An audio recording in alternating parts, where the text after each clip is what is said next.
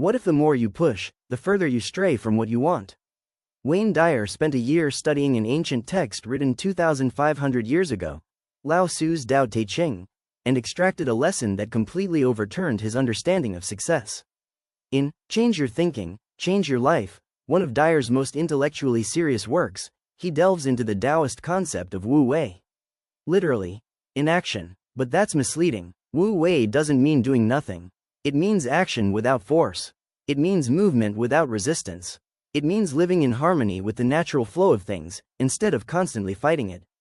Dyer illustrates this with water. Water is the gentlest substance in nature. Yet, over time, water erodes granite. It doesn't fight the rock. It flows around, under, through every crack, and eventually the rock gives in. Water wins precisely because it doesn't try to win. In modern American culture, an environment obsessed with rushing, striving, and forcing results, this almost sounds offensive. But psychologist Mihaly Csikszentmihalyi's decades of research on what he calls the flow state perfectly aligns. People report their highest performance not when they are striving hardest, but when they are effortlessly engaged, what Dyer would describe as Wu Wei. Practical application. Identify where in your life you are exerting effort. A relationship, a career path, a creative project, a belief you are trying to realize. Now the question: how about working with the situation, not against it? How about moving fluidly, rather than destructively? Often the answer is not less action, but different action. Smarter, more adaptable, more patient action. You've watched the videos, you've read the books, you've understood the concepts, but your life hasn't changed much. Sound familiar? This is the most common and frustrating gap in personal development. And Wayne Dyer had a very specific and honest answer to why this is so. Dyer's teaching was clear: knowledge without application is just entertainment. The brain absorbs new ideas and almost instantly tries to reconcile them with existing neural patterns. That's the but sound. Yes, I understand, but my situation is different. Yes, that makes sense, but I've tried. The but isn't your difficulty. The but is your nervous system's preservation of familiar patterns. Real transformation doesn't happen at the idea level, but at the habit level. MIT neuroscience research has revealed this. A behavior consistently repeated for 66 days creates a new neural pathway. Once this pathway is established, the behavior becomes automatic. It no longer requires willpower. It becomes part of who you are. This is precisely what Dyer meant when he said, going beyond your form. Transformation isn't about understanding a new concept. It's about becoming a different person. A person whose automatic responses reflect the new belief. Dyer's suggested daily routine was quite simple: 5 minutes of morning meditation, 3 expressions of gratitude before bed, a mindful affirmation repeated with emotion, a moment of mindful breathing when stress arises. None of this is dramatic, but when combined for 66 days, they reconfigure your default operating system. This reconfiguration, not insight or inspiration, is real change. Choose one habit from what you just heard. Just one. Start today, not Monday. Today. I said my affirmations every day for a month. Nothing changed. If this sounds familiar, don't give up on affirmations, change how you do them. Because the fault isn't in the tool, it's in the technique. And Wayne Dyer explained exactly what most people are missing. Dyer taught that there's a fundamental reason why affirmations fail: the conflict between what you say and what you feel. You say, "I am rich," while feeling anxious about your bank account. The words point in one direction, the feeling is the opposite. Your subconscious reacts to the emotional truth, not the words. When there's a conflict, the deeper feeling always wins. Therefore, the solution consists of 2 parts. Part 1. Make your affirmations believable. Saying, "I am a millionaire," while drowning in debt instantly creates internal resistance. "Every day I get a little closer to financial freedom" is still directive, still positive, but believable enough not to trigger the inner skeptic. Part 2. Feel it. Don't just say the words. Before you say them, get into the physical state of someone who is already living that reality. How are they breathing? How is their posture? How does calm self-confidence feel in their body? Then, based on that, say the affirmation. Dyer, in Wishes Fulfilled, emphasized the importance of timing. The 20 minutes before going to sleep and the 20 minutes after waking up are neurologically optimal times. The brain is in its most receptive state. Most people spend these time periods feeding anxiety and distractions into their subconscious. Redirect these time periods, and everything changes. Tonight. Before going to sleep, place your hand on your chest, take 3 slow breaths, and say, "I have everything I need right now," slowly, 3 times. Notice what is happening in your body. 3 things you are currently grateful for. Start. Easy? Difficult? The answer says something crucial about what mode your brain is currently operating in.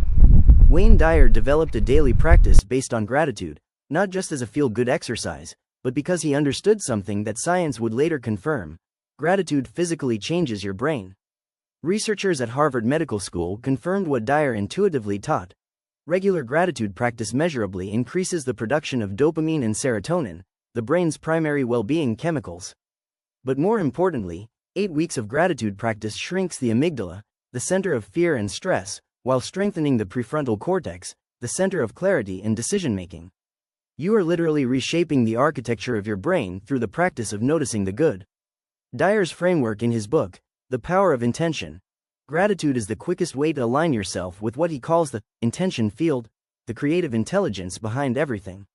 The logic is simple. Gratitude is the feeling of, "I have enough of everything."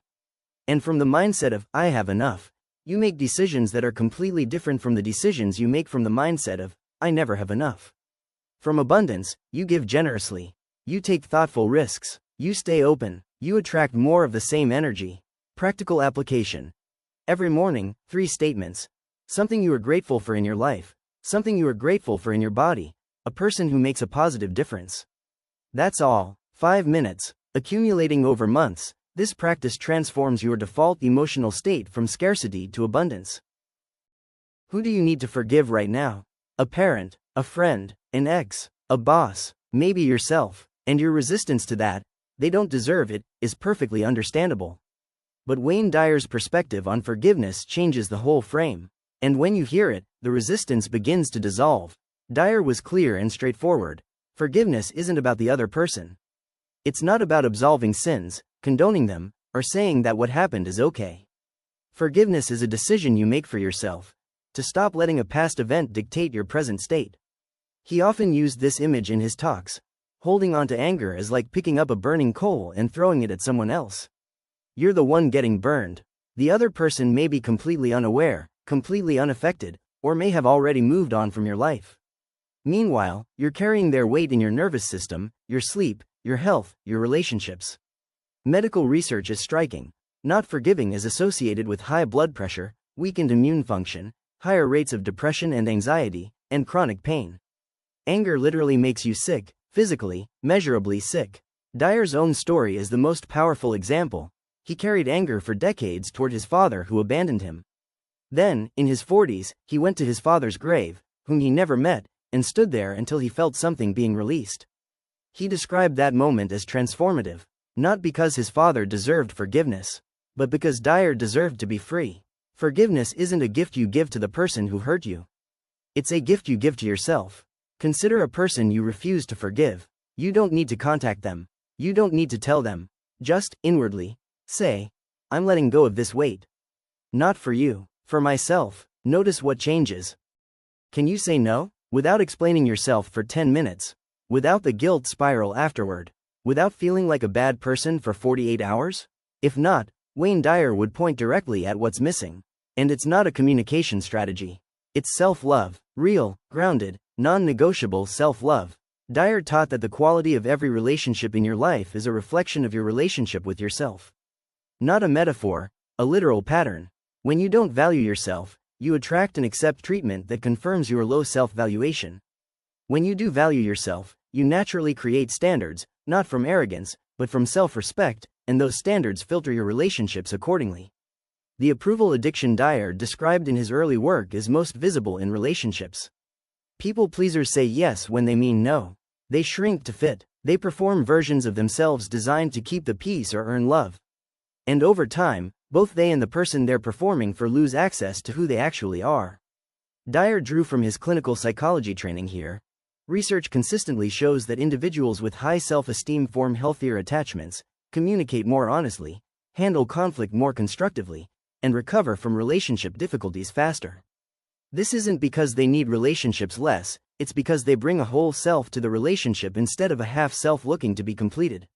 Setting a boundary isn't rejection, it's information. I can't do this because it doesn't align with who I am.